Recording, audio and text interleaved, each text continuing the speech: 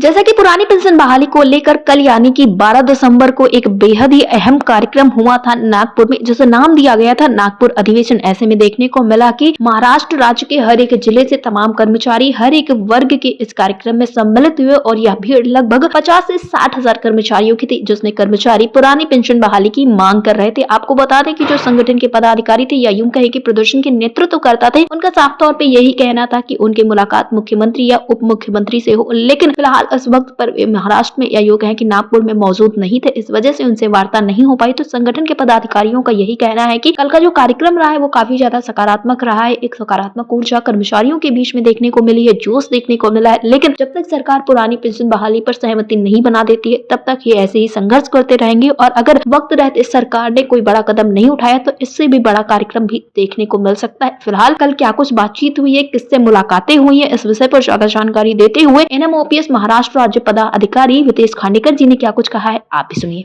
वितेश खांडेकर जी, जैसा कि देखने को मिला कि कल एक बेहद ही अहम अधिवेशन आप लोगों का हुआ है नागपुर में, तो क्या कुछ चीजें देखने को मिली कि लगभग कितनी भीड़ थी कर्मचारियों की, शासन प्रशासन की तरफ से क्या कुछ कहा गया और कार्यक्रम कैसा रहा? ये 40-50 हजार लोग करीबन रहे होंगे और महाराष्ट्र के हर एक जिले से कर्मचारी आए थे और वो केवल एक संवर्ग के कर्मचारी नहीं थे, तो हर एक डिपार्टमेंट के कर्मचारी थे जी।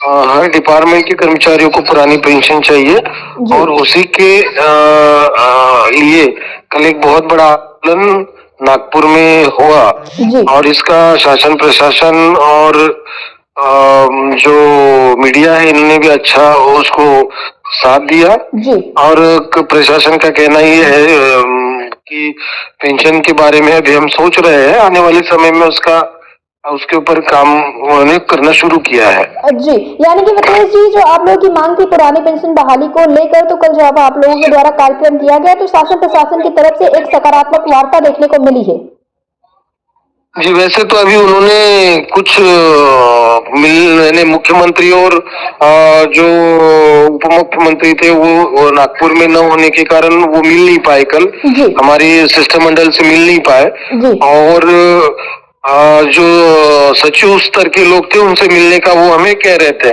पर इसके पहले हमने बहुत बार सचिवों से और जो सेक्रेटरी है उनसे मुलाकात की है, पर उस सेक्रेटरी से ये कुछ नहीं होगा क्योंकि ये इच्छा शक्ति का मुद्दा है।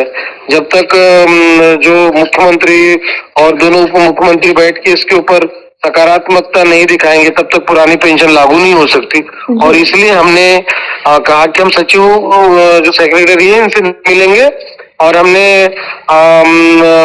मुख्यमंत्री और सरकार का हम उनका निषेध किया और हम वहां से निकल मोर्चा हमने खत्म किया जी।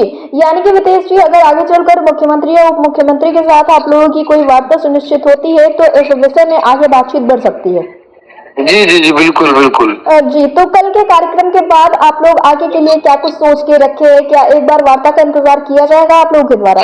जी जी जी, वार्ता का इंतजार किया जाएगा, हम वार्ता के लिए तैयार हैं और आने वाले समय में हमारा सरकार की तरफ से कोई सकारात्मक नतीजा नहीं आया तो आंदोलन और भी ज्यादा तीव्र होगा। जी। वितेश खांडेकर जी, अटल टीवी से जुड़ने के लिए बहुत बहुत धन्यवाद। Thank you.